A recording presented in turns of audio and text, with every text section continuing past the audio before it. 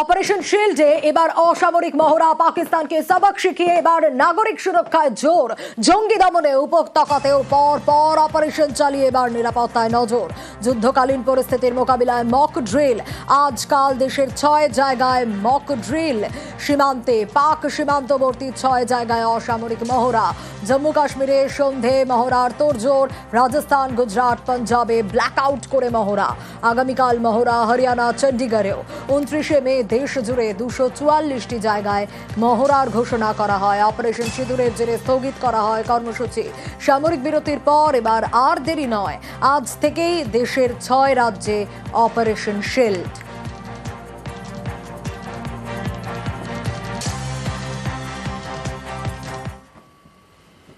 রাষ্ট্রের স্বার্থে জাকার্তায় all out সওয়াল অভিষেকের। পেহেলগাঁও হামলার পর উপত্যকায় কমেছে পর্যটক সংখ্যা।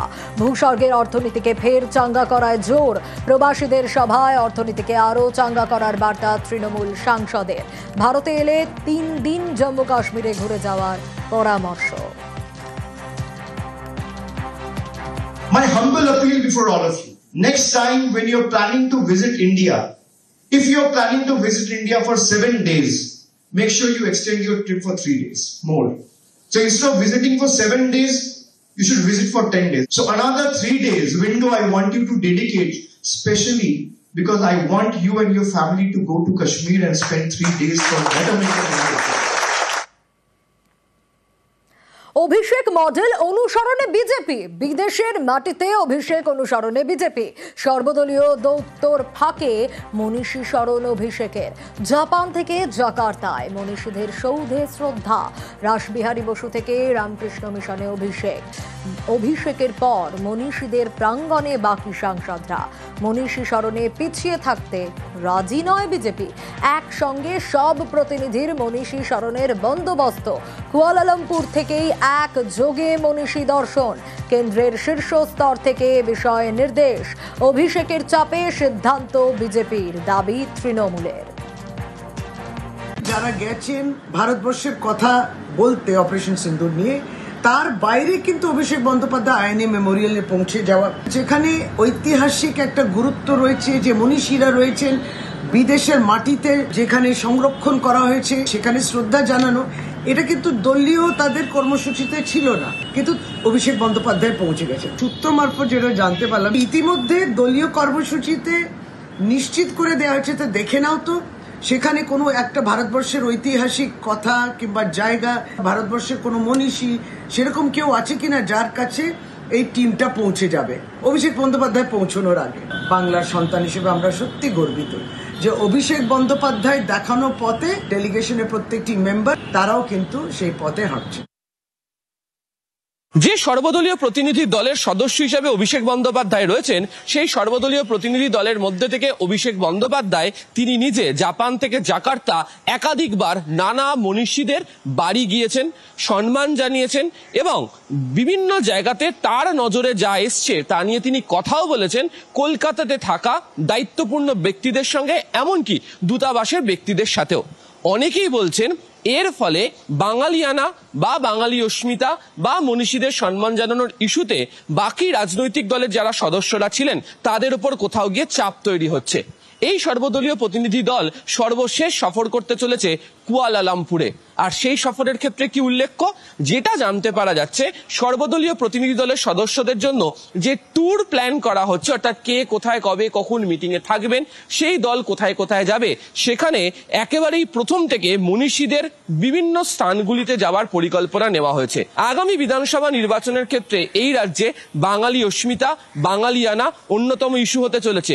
সেক্ষেত্রে দাঁড়িয়ে যখন তৃণমূল কংগ্রেসের সর্বভারতীয় সাধারণ সম্পাদক তথা সাংসদ অভিষেক বন্দ্যোপাধ্যায় বারবার মনীষীদেরকে স্মরণ করছেন, বারবার সেই আবেগকে উস্কে দিচ্ছেন, সেই জায়গাতে দাঁড়িয়ে এই বাকি রাজনৈতিক দলের প্রতিনিধি বা সদস্যরা মনে করছেন তারা বোধহয় কোথাও গিয়ে পিছিয়ে পড়ছেন।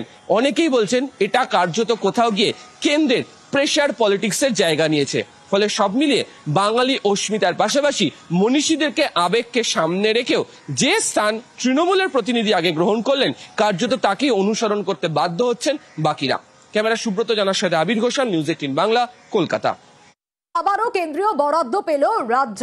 জাতীয় গ্রামীণ স্বাস্থ্য মিশনের টাকা পেল রাজ্য। কত টাকা পাওয়া গেল আরো ডিটেইল এই বিষয়ে জানাতে পারবে সোমরাজ রয়েছে আমার সঙ্গে। সোমরাজ, দেখো, দীর্ঘ 2 বছর ধরে এই জাতীয় গ্রামীণ স্বাস্থ্য মিশনে টাকা বরাদ্দ বন্ধ রেখেছিল কেন্দ্র। যদিও গত অর্থবর্ষের শেষ কিস্তির টাকা কেন্দ্রীয় স্বাস্থ্য মন্ত্রক দিয়েছিল রাজ্যকে, কিন্তু তারপরে রাজ্যের তরফে বারবার এই গত 2 বছরের বকেয়া টাকা নিয়ে দাবি করা হয়েছিল কেন্দ্রের কাছ থেকে জাতীয় গ্রামীণ স্বাস্থ্য মিশনের জন্য। যেটা নবান্ন সূত্রে খবর, কেন্দ্রের তরফে রাজ্যকে 391 কোটি টাকা দেওয়া হচ্ছে এই জাতীয় গ্রামীণ স্বাস্থ্য মিশনের জন্য। ইতিমধ্যেই সেই টাকা দেওয়ার জন্য অনুমোদন কেন্দ্রীয় স্বাস্থ্য মন্ত্রকের তরফে নবান্নকে দেওয়া হয়েছে বলে সূত্র মারফত জানা যাচ্ছে। গ্রামীণ স্বাস্থ্য ব্যবস্থার পরিকাঠামো, সুস্বাস্থ্য কেন্দ্র সহ একাধিক ক্ষেত্রে এই কেন্দ্রীয় বরাদ্দ ব্যবহার করা হয়। ইতিমধ্যে কেন্দ্রীয় স্বাস্থ্য মন্ত্রকের তরফে চিঠি দেওয়া হয়েছে রাজ্যকে। খুব শীঘ্রই রাজ্যের কোষাগারে এই অর্থ আসবে এবং রাজ্যের প্রশাসনিক মহল মনে করছে দীর্ঘ 2 বছর ধরে যে এই প্রকল্পের টাকা কেন্দ্র আটকে রেখেছিল, এবার থেকে রাজ্য মনে করছে যে গতানুগতিক অর্থাৎ যে প্রক্রিয়ায় টাকা পাওয়ার কথা কেন্দ্রের থেকে, সেই প্রক্রিয়ায় এই খাতে কেন্দ্রের থেকে টাকা পাওয়া যাবে। বেশ, আর নজর রাখবো এবার পাক চর যোগ কলকাতাতেও। কলকাতার 3 জায়গায় এনআইএ এর তল্লাশি। কোথায় কোথায় তল্লাশি চললো আপনাদের জানাবো। আগে দিল্লি থেকে গ্রেপ্তার পাক চর সিআরপিএফ জওয়ান মতিরাম জাট। আরো ডিটেইল আপডেট দেবে অমিত রয়েছে আমার সঙ্গে। অমিত, কোথায় কোথায় তল্লাশি চললো, কি কি আপডেট পাওয়া যাচ্ছে? দেখো, ধৃত সিআরপিএফ জওয়ানের সূত্র ধরেই কলকাতার পাশাপাশি পার্শ্ববর্তী রাজ্য আসাম এবং অন্যদিকে দিল্লি, গুজরাটেও কিন্তু অভিযান চালানো হয়েছে ন্যায়ের তরফে। কলকাতায় যে অভিযান চালানো হয়েছে সেক্ষেত্রে ডায়মন্ড হারবার রোডে একটি ট্রাভেল এজেন্সির দোকান বা অফিসে তারা গিয়েছিল, এনআইএ টিম পৌঁছে গিয়েছিল এবং জানা যাচ্ছে যে 1 বছর আগে এই ট্রাভেল এজেন্সির যিনি মালিক রয়েছেন তার মাধ্যমে একটি ট্রানজাকশন হয়েছিল। সেই ব্যাংকিং লেনদেনের সঙ্গে এই ধৃত সিআরপিএফ জওয়ানের ব্যাংক অ্যাকাউন্টে কিন্তু লিঙ্ক পাওয়া যাচ্ছে। অন্যদিকে পার্ক সার্কাস এলাকাতেও কিন্তু এনআইএর তরফে অভিযান চালানো হয়, অন্যদিকে আসামেও একটা অভিযান চালানো হচ্ছে মূলত ধৃত সিআরপিএফ জওয়ানের সঙ্গে। এদের যে সম্পর্ক, সেই সম্পর্কগুলো কিন্তু জানার চেষ্টা করা হচ্ছে এনআইএর তরফে। তবে কলকাতায় যে অভিযান চালানো হয়েছে তাতে আর্থিক লেনদেনের তথ্য উঠে আসছে, এমনটা কিন্তু এনআইএর তরফে জানানো হচ্ছে। বেশ, উনি যা নিয়ে এসেছিলেন 5000 রেকর্ড নিয়ে এসেছিলেন, 5000 রেকর্ডে সার্চিং করে যে উনি 5000 কিছু রেকর্ড পাইনি। ঠিক আছে, তাহলে রেকর্ড পাইনি, তাহলে ওই নম্বরে সেম অন্য রেকর্ড পেয়েছে 3টে ট্রানজ্যাকশনে, যে আমরা pay point India third party apps দিয়ে করেছিলাম। মানি ট্রান্সফার করি থার্ড পার্টি অ্যাপস দিয়ে হয়, মানি ট্রান্সফার হয়। ঠিক আছে, ও টাকা নেয়, আমিও টাকা নেই, সব মিলিয়ে কাজ হয়। তাহলে ওই 3টে ট্রানজ্যাকশন হয়েছিল থার্ড পার্টি অ্যাপস দিয়ে, বাস আর কিছু নেই। 3টে মোবাইল আর একটা ল্যাপটপ নিয়ে গেছে আর আমাকে বলে যে 11টার সময় মানডে আসতে হবে আপনাকে রাজারহাট। হ্যাঁ, তাহলে আমি যাবো, নিশ্চয়ই যাবো।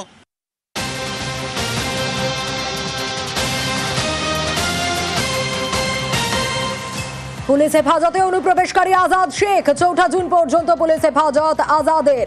ভুয়ো নথি তৈরির পিছনে বড় চক্র।